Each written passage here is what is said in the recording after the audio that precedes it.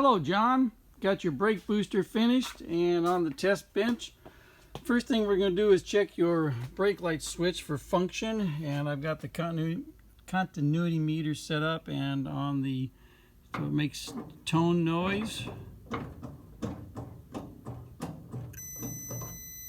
we've got continuity and you can hear the noise.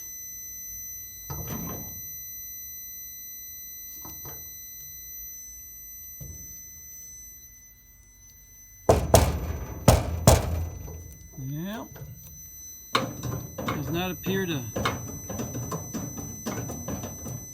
Alright, appears as though your brake light switch is, either my machine is sticking or the switch is sticking. I guess you'll figure that out.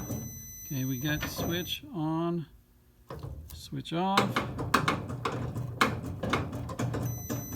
switch on, switch off. Okay, so maybe just a temporary aberration. Alright. So what we're going to see here, let's see, you've got your brake booster completely rebuilt, got a new air filter assembly, new poppet in here on both sides and plated like yours was originally. Got a new vacuum diaphragm inside. Here's your old diaphragm, and this thing was soaking in brake fluid and it's still leaching out brake fluid, and then you don't want that on the vacuum side. Rebuilt your check valve. Of course you can see the plating, CAD plating here, natural aluminum, and I'll have this painted. And let's see, also if you choose to replace your brake light switch, remember this is a tapered pipe thread. No, it's not pipe thread, but it's a tapered thread, and so you don't screw this thing in until it's completely flush. You screw it in until you don't get any brake fluid leaking out of here. And these switches are commercially available. If you want the new style, I mean the original style, it's got the screw-in threads. Summit Racing has them. It's a 10x1 pitch, fits all foreign cars. Let's turn this off. Don't need that on. Okay, now then, what's going to happen here? We've got the vacuum test. These two gauges are going to go up and read the total vacuum produced by my vacuum pump. And then this vacuum gauge will stay stationary, and this one is going to approach zero the more the booster is applied, and at full application of the booster this will read 0. On this side we've got the hydraulic. This is our input, and that would be, input is right here on the bottom, and input comes in, brake fluid goes through here, gets magnified by increased in pressure, and then comes out the output. So input, both these gauges are tied together. This gauge is going to go up in max, and this gauge is going to go up and read final input pressure, which is merely a function of my test equipment.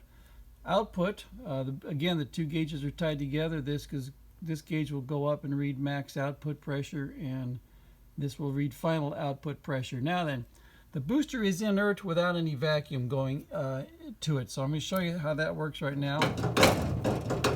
You'll see the input and the output pressures are the same.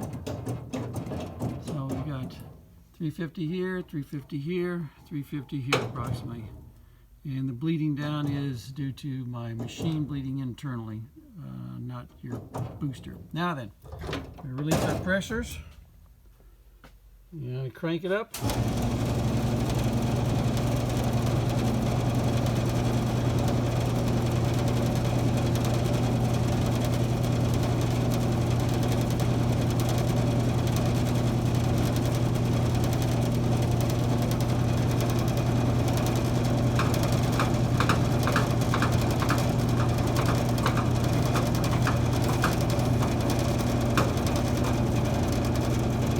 Full application of the booster. I'll come over and watch that on this side here.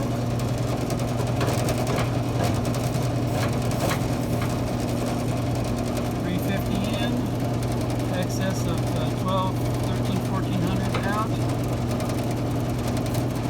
This is about a 3.7 to 1 boost ratio, so instead of multiplying 3.7 times 350, we'll do 4, and so that's about 1400 psi.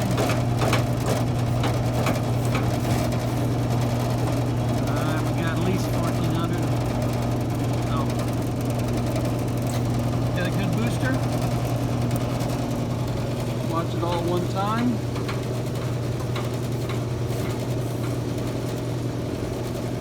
And while we're under pressure, we'll come check for leaks. Make sure our bleed screws are holding pressure. Make sure we're not leaking at the main seal right here. We'll turn the vacuum off so we won't hear any noise. No vacuum leaks. So we're good there.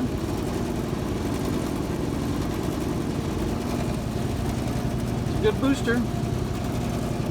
Pump it up again, and what I'm going to do is I'm going to leave it on the test bench under pressure overnight. Make sure we don't have any seepage anywhere. But I got you a good booster, I believe. Thanks for your patience. It's taken quite a while because of the plating. And also I was going to say that this is a test port right here that you're welcome. Anytime you want to check your booster, you can just hook up a vacuum gauge with the engine idling, apply your brakes, and you can watch the vacuum gauge go down to 0 when brakes are fully applied. That'd be one of the tests you can do in the car. And in fact, I'll pump it up again.